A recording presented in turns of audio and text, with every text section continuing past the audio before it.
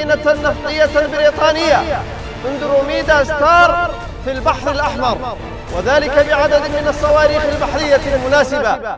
Yemen की Houthi लड़ाके एक बार फिर से एक्शन में आ गए हैं। लगातार तीसरे दिन हूथीज ने लाल सागर में इजराइल या उसके सरपरस्तों से ताल्लुक रखने वाले जहाज को निशाना बनाया है। लेकिन इससे पहले इससे जुड़ी खास बात ये जान लें कि ये जहाज कच्चा तेल लेकर भारत आ रहा था। उससे भी बड़ी बात यह है कि ये जहाज रूस से आ रहा था, वही रूस जो यमन का दोस्त माना जाता है। डायरेक्ट दोस्त नहीं तो वाया ईरान तो समझा ही जाता है।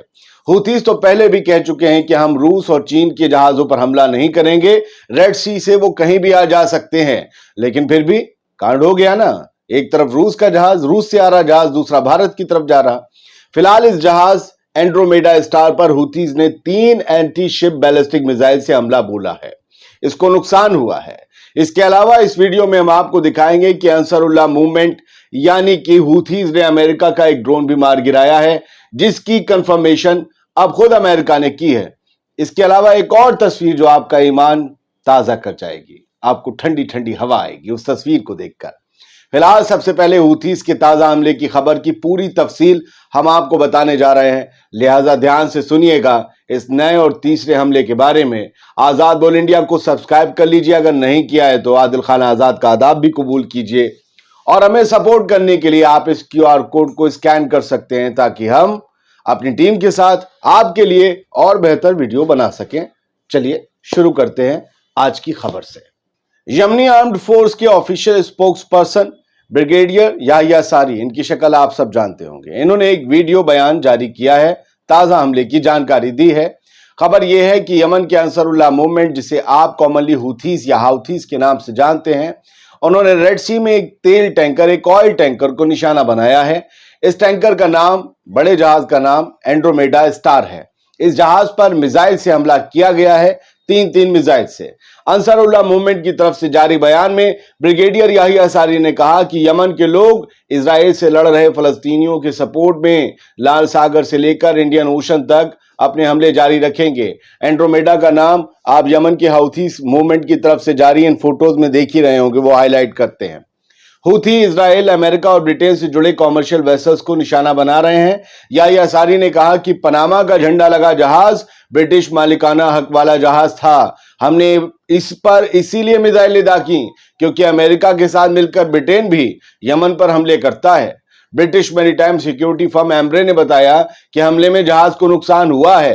अब यह नुकसान किस लेवल का है और क्या जहाज ये वाला रूबीमर जहाज की तरह डूब जाएगा, अभी इस बारे में फिलहाल कोई ठोस जानकारी नहीं है। लिहाजा मैं ना झूठ बोलता हूं ना झूठ लिखता हूं। फिलहाल याहिया सारी को सुनिए, जहाज का नाम जरूर सुना करिए ताकि आपको यकीन हो जाए ये ताजा हमला है। आज 27 अप्रैल 2024 की ये बाइट। سفينة نفطية بريطانية اندروميدا ستار في البحر الأحمر وذلك بعدد من الصواريخ البحرية المناسبة। हमारे और यमन के बीच फासला है वक्त का। हमला 26 अप्रैल में हुआ है, लेकिन 27 अप्रैल में खबर शाया हो रही है। यूएस सेंट्रल कमांड ने एक्स हैंडल के जरिए ये जानकारी दी कि एक मिसाइल दूसरे जहाज MV मैशा के पास गिरी, लेकिन नुकसान नहीं हुआ। यूएस सेंट्रल कमांड ने बताया कि हूथी ने यमन से लाल सागर में 3 एंटी शिप बैलिस्टिक मिसाइलें दागी। इससे एंड्रोमेडा स्टार को नुकसान हुआ है। आप समझिए कि नुकसान हुआ है, जहाज के पास गिरी है। नुकसान ना बताना लेवल, ये पहले भी हुआ था, रूबीमर को बताया तो कुछ ऐसा नुकसान नहीं हुआ। अब यमन की ईमान ताजा करने वाली वो तस्वीर देख लीजिए और फिर मैं आपको ड्रोन गिरने की जानकारी भी बताता हूँ, कुछ और चीजें।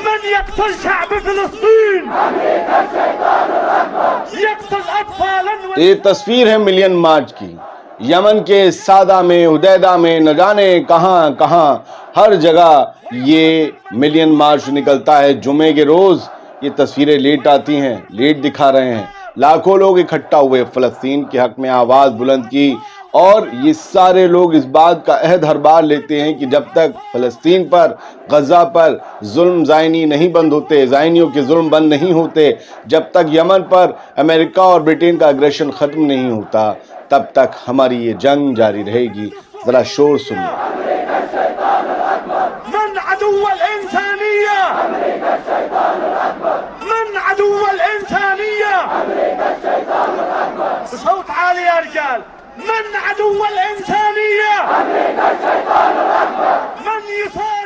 चलिए खबर उस ड्रोन की जिसके बारे में अब अमेरिका और उससे जुड़े हुए इजराइल से जुड़े हुए एक्स हैंडल जानकारी दे रहे हैं।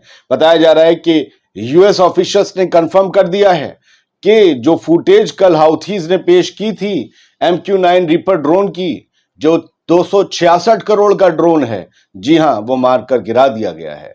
सर्विलांस ड्रोन था यूएस एयरफोर्स का, लेकिन अब जो है वो जमीन पर पड़ा है। हाउथी ने सरफेस टू एयर मिसाइल दागी और वो जमीन पर जाकर दांत निपोरने लगा। सादा गवर्नेट नॉर्थ वेस्ट यमन से ये मिसाइल दागी गई थी और इसकी वजह से ये जो है MQ-9 तीसरे नंबर का, मतलब थर्ड, अब तक 7 अक्टूबर से तीसरा MQ-9 है। तो जो 266 करोड़ को 3 में मल्टीप्लाई कर लीजिए, आपको पता चल जाएगा खाली इसी ड्रोन के हवाले से कितना नुकसान अमेरिका का हो गया है। ये बात OSIN डिफेंडर ने शेयर की। ये इजराइल और अमेरिका से बहुत मोहब्बत करते हैं, उनकी तरफ की खबरें ज्यादा दिखाते हैं। अभी आपको बताते हैं कि इससे पहले MSC डार्विन, ये जहाज जो है वो हुतीज ने निशाना बनाया था। इसकी खबर हमने आपको दिखाई थी MSC डार्विन की। ये आई थी 25 अप्रैल को खबर जी, आप ये फोटो देख रहे हो ना। फिर इसके अलावा एक वीडियो और भी आया था जो हमने कल भी खबर आपको दिखाई। 24 की ये खबर थी, मार्क्स यॉर्कटाउन, परसों की। मार्क्स यॉर्कटाउन RMSC वेराक्रूज और आपका अमेरिकन वॉरशिप, इस पर निशाना दागा था। या आप अरबी के अलावा जहाज़ों के नाम देख ही सकते हैं। ये याहिया सारी का ही जो है अकाउंट बताया जाता है, हालांकि मुझे यकीन नहीं, लेकिन इस पर फॉलोअर्स बहुत हैं। कहा जा रहा है कि ये लोग जो हैं रोज़ अपने हमले करके इसी ट्विटर हैंडल पर जारी करते हैं अपनी तमाम न्यूज़, तमाम इंफॉर्मेशन वगैरह। चलिए मैं आपको उस हमले के बारे में बता देता हूं, क्योंकि आज तीसरा हमला हुआ है। 2 दिन क्या हुआ, इससे पहले कल हमने आपको बताया था कि यमन के हुतीज ने अदन की खाड़ी में इजरायली जहाज MSC डार्विन को कई मिसाइलों और ड्रोनों से निशाना बनाया। यमनी आर्म फोर्सेस के स्पोक्स पर्सन जनरल याहिया सारी ने कल इसका ऐलान किया था। ब्रिगेडियर जनरल याहिया सारी ने, उन्होंने कहा कि ऑपरेशन ने अपने मकसद को कामयाबी के साथ हासिल किया।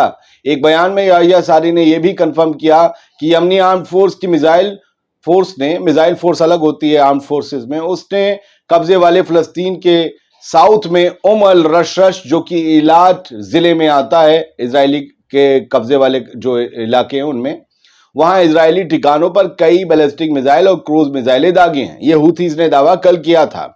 याहिया सारी ने यह बात भी कंफर्म की कि यमनी आर्म्ड फोर्सेस रेड सी और अरेबियन सी से लेकर इंडियन ओशन तक इजरायली नेविगेशन पर नाकाबंदी जारी रखेंगे और फलस्तीन के लोगों का वो हर हाल में सपोर्ट करते रहेंगे। अंसरुल्लाह मूवमेंट ने क्लियर कहा कि कब्जे वाले फलस्तीनी इलाकों में इजरायली ठिकानों पर आगे भी मिसाइल से हमले करते रहेंगे।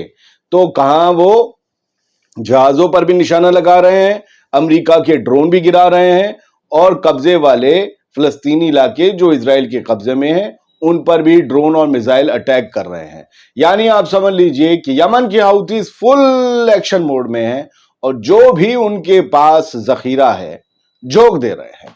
उम्मीद करते हैं ये छोटा वीडियो बड़ा इंफॉर्मेटिव रहा होगा आपके लिए। आपको हमारी कोशिशें पसंद आती होंगी, जरूर हमें बताइएगा अगर कुछ खामी हो और हम उसे दुरुस्त करने की कोशिश भी करेंगे।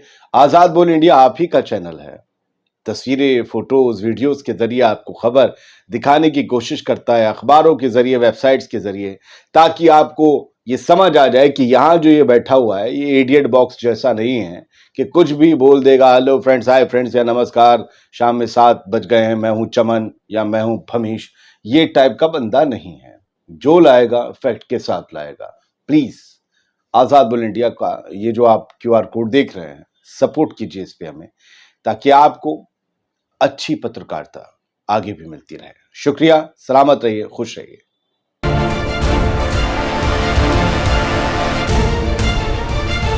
سفينة نفطية بريطانية منذ روميدا ستار في البحر الأحمر، وذلك بعدد من الصواريخ البحرية المناسبة.